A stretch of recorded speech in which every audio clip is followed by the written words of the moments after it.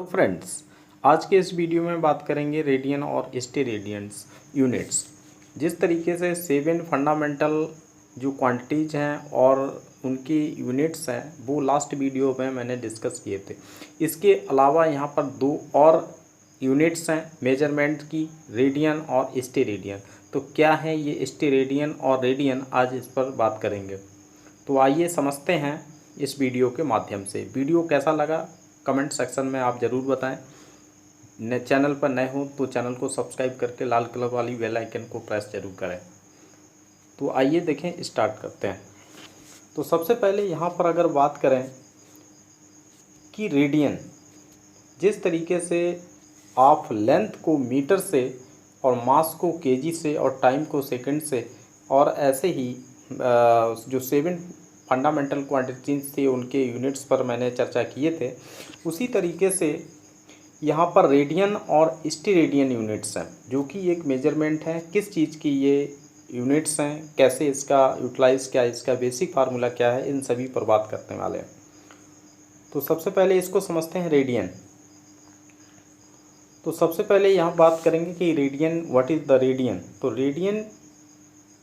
तो रेडियन यहाँ पर बात करेंगे जिस तरीके से एंगल जो होता है वो क्या करते हैं कि उसको डिग्री में मेजर करते हैं, और डिग्री को आप रेडियन में भी कन्वर्ट कर सकते हैं, क्योंकि डिग्री को आप किसी लेंथ से मल्टीप्लाई नहीं कर सकते हैं, क्योंकि ये ऐसा होता है कि अगर सेम यूनिट्स हैं यानी सेम मेजरमेंट में है तभी आप मल्टीप्लाई कर पाएंगे, अन्यथा नहीं कर पाएंगे। हालांकि ये क्या है, एक डिग्री को यानी जो है एंगल मेजरमेंट है, प्लेन का जो एंगल है, यानी प्लेन एंगल होता है, प्लेन एंगल, ठीक है। तो इसको क्या होता है, एंगल का ये मेजरमेंट करता है। तो देखिए इसको समझते हैं। Let us understand. तो सबसे पहले यहाँ पर एक मैं इसको समझाने के लिए यहाँ पर मैं एक सर्किल ले रहा हूँ। जिस तरीके से मैंने यहाँ पर एक सर्किल इंसर्ट, इस तरीके का सर्किल फॉर्म किया है, तो ये क्या करता है, और सर्किल है, इसका सेंटर यहाँ पर सपोज O है, और let the centre of circle O and its radius is equal to R, ठीक है। यहाँ से क्या किया मैंने, इसकी रेडियस अगर देखेंगे, each and every points which is situated on the circumference of the circle, so you join suppose OP, this is point, and now take the another points Q and also join. So radius will be same, this is the R and this is also R. Now ऐसी situation में क्या करते हैं कि ये एक plane है, जिस तरीके से सर्किल एक प्लेन पर ड्रॉ करते हैं, तो उस पर क्या है, ये यहाँ पर जो आर्क लेंथ है PQ, this is the arc length PQ, तो इसको यहाँ पर आप इसको ले सकते हैं, आर्क लेंथ को DS से ले सकते हैं, ठीक है, क्योंकि S क्या है, एक डिस्टेंस रिप्रेजेंट करता है, ये आर्क लेंथ, और DS क्या है, it is very very small arc length, ठीक है। जब बहुत ही स्मॉल आप आर्क लेंथ लेंगे तो बहुत ही इसके सेंटर पॉइंट पर this arc length sustained A angle that is called the D theta is very very small.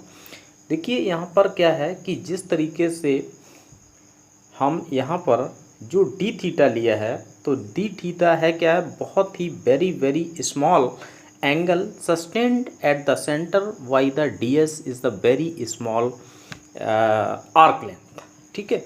Arc length के द्वारा जो एंगल सस्टेंड होता है सेंटर पर, उसको बोलते हैं डी थीटा, ठीक है।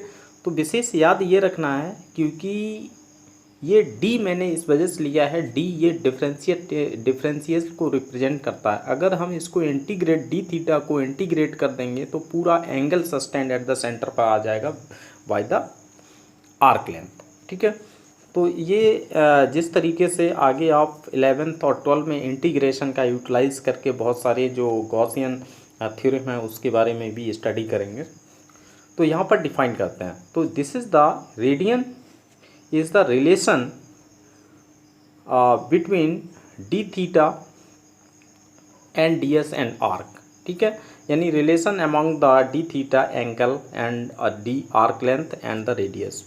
तो it is simply written as d theta is equal to ds upon r, ठीक है, सिंपली इसको बोलते हैं रेडियन, और रेडियन इसको हम, इसका सिंबल है RAD, ठीक है। ये क्या है, एक तरीके से आप एंगल, जिस तरीके से कन्वर्सेशन चलता है, कन्वर्ट आप कर सकते हैं, कन्वर्सेशन चलता रहता है, रेडियन से आप डिग्री में कन्वर्ट कर सकते हैं और डिग्री से आप रेडियन में कन्वर्ट कर पाएंगे। Similarly pi is equal to, अगर देखें पाई एक रेडियन में होता है और इसका जो वैल्यू होती है वो 180 डिग्री होती है, ठीक है। तो इस तरीके से यहाँ पर अगर कैलकुलेट करें कि 1 डिग्री इज इक्वल टू इतना हो जाएगा पाई अपॉन 180 डिग्री, तो ये क्या हो जाएगा, ये एक रेडियन में आ जाएगा, ठीक है। तो क्या आ जाएगा, रेडियन में आ जाएगा। इस तरीके से ये कन्वर्ट आप कर पाएंगे। तो कभी क्या है कि जहाँ पर हमें लेंथ और ये वगैरह मल्टीप्लिकेशन एंगल्स जो डिग्री है उसको रेडियन में कैलकुलेट करके आप उसमें लेंथ में मल्टीप्लाई कर सकते हैं। तो simply it is the ratio of the arc length and its radius of the circle which is represent the D theta, और it is called the radian, ठीक है। तो रेडियन क्या है, यानी it is the dimensionless unit है। क्या है, डायमेंशन लेस फिजिकल क्वांटिटी है, इसका कोई डायमेंशन नहीं है, ठीक है। जिस तरीके से लेंथ को मेजर करने के लिए मीटर यूटिलाइज होता है तो उसकी डायमेंशन होती है, लेकिन इसकी कोई डायमेंशन नहीं होगी। अब बात करते हैं स्टेरेडियन। नेक्स्ट है स्टेरेडियन।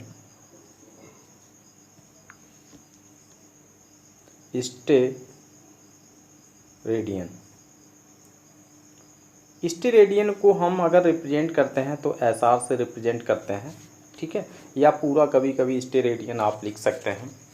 तो ये आखिर है क्या, देखिए इसको समझते हैं। अगर हम एक स्फीयर, देखिए जिस तरीके से बात करें, सर्किल क्या है, एक प्लेन फिगर है विच इज़ वेरी जो थिकनेस है वो बहुत ही लगभग उसकी जो है बहुत ही लेस होती है, एक थिकनेस होती ही नहीं है, एक तरीके से आप समझ सकते हैं। तो इसमें क्या है, जिस तरीके से आपने देखा होगा कि एक स्फीयर आता है जिसको स्पेरिकल डिज़ाइन, बहुत सारी चीज़ें हैं जैसे फुटबॉल है, ये हालांकि अंदर से हॉलो होता है, लेकिन आप इसको अगर सॉलिड में कंसीडर करें तो वही है।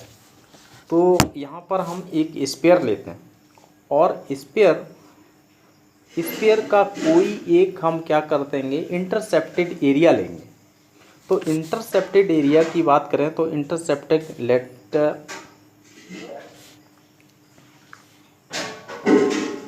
Us consider the intercepted area of any sphere, ठीक है, intercepted area of any sphere. Intercepted area क्या है इसको देखते हैं। तो सबसे पहले यहाँ पर हम, जैसे एक स्फीयर है, स्फीयर के एक जो सरफेस है उसको अगर थोड़ा सा पोर्शन काट लें और उसके द्वारा जो सेंटर पॉइंट पर, यानी सेंटर ऑफ द स्फीयर, वहाँ पर जो एंगल जनरेट होगा by the intercepted area of the sphere, ठीक है, that is called the steradian. अब समझते हैं क्या है। तो लेट इसका इंटरसेप्टेड एरिया अगर लेंगे तो सपोज़ यहाँ पर इंटरसेप्टेड एरिया मैंने इस तरीके का लिया है, तो इसको इस तरीके से ले सकते हैं, इस तरीके का। ये सपोज़ मैंने एक छोटा सा पोर्शन, एक इंटरसेप्टेड जो एरिया है वो स्फीयर का, वो मैंने काट लिया है और सपोज़ यहाँ पर सेंटर इसका है, सेंटर O है और स्फीयर है, चाहे स्फीयर हो या सर्किल हो, उसका रेडियस हमेशा सेम ही रहता है। तो इस तरीके से मैंने यहाँ पर इसका सेंटर O ले लिया है, इसको मैंने यहाँ ज्वाइन किया है और इस तरीके के ये जो है इंटरसेप्टेड एरिया है, ठीक है। इस तरीके से इसको आप ज्वाइन कर सकते हैं। तो ये इसको मैंने ये लिख दिया। अब ये क्या करते हैं कि एक फिजिक्स का रूल होता है कि जब बहुत ही एक छोटा पूरे हमें स्फीयर का जो एरिया निकालना होता है, तो ऐसी सिचुएशन में हम क्या करते हैं कि एक बहुत ही स्मॉल एरिया ले लेते हैं, जिसको इंटरसेप्टेड एरिया कह सकते हैं। Intercepted area now taking the DA is the intercepted area, ठीक है। ये सरफेस एरिया है ऑफ द स्फीयर और now radius will be the same each and everywhere. तो ये हो जाएगा रेडियस R। तो वही यहाँ पर सारी चीज़ें यहाँ पर मेंशन कर रहे हैं। Late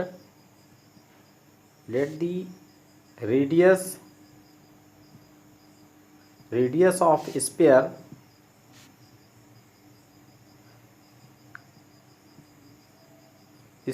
is equal to R and intercepted area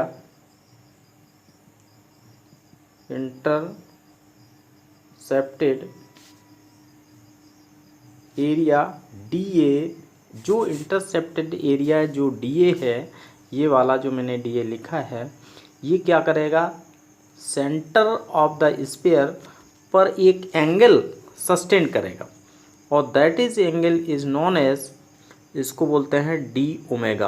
आप किसी से भी आप रिप्रेजेंट कर सकते हैं, क्योंकि थीटा मैंने यहाँ पर पहले ले लिया था, इस वजह से इसको डी ओमेगा से रिप्रेजेंट करेंगे। यहाँ पर आप चाहें तो आप कोई डी थीटा 1 भी ले सकते हैं, कोई प्रॉब्लम नहीं, लेकिन यहाँ डी ओमेगा से रिप्रेजेंट कर रहे हैं। तो इस तरीके से DA intercepted area DA which ये क्या कर रहा है, विच सस्टेन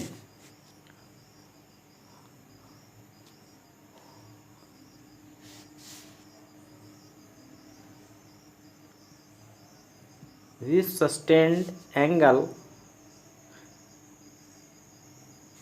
सॉलिड एंगल इसको कह सकते हैं एंगल, या that is also called the solid angle. ये क्या है, सॉलिड एंगल है, that is also solid angle is equal to D omega, ठीक है। तो डी ओमेगा क्या करेगा, centre sustained a angle D omega at the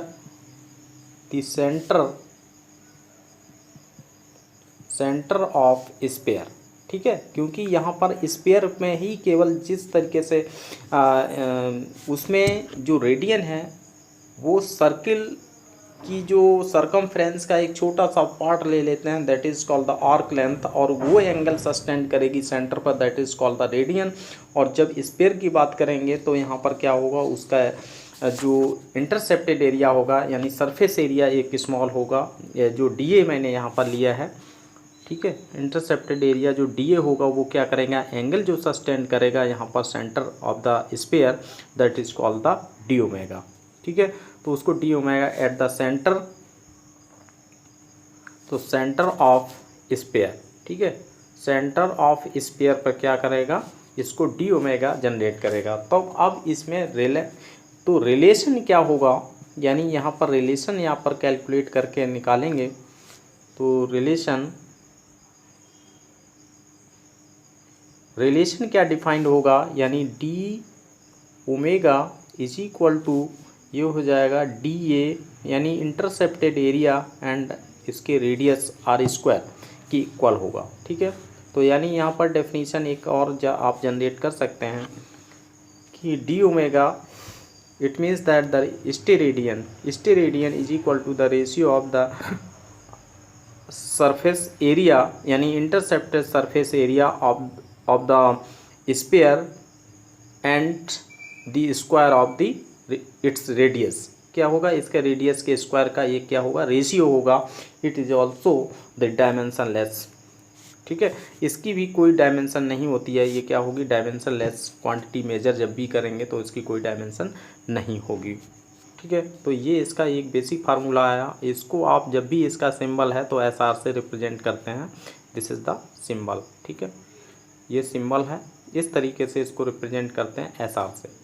तो ये हमेशा ध्यान देना है कि जो यानी स्पेयर है, क्योंकि स्पेयर में वॉल्यूम होता है और सर्किल में क्या है, केवल एरिया होता है। तो ये हमेशा याद रखना। यानी ये एक तरीके से ये जो सरफेस बनेगा, जो डी ए मैंने लिया है, डी ए क्या है, इंटरसेप्टेड सरफेस एरिया है।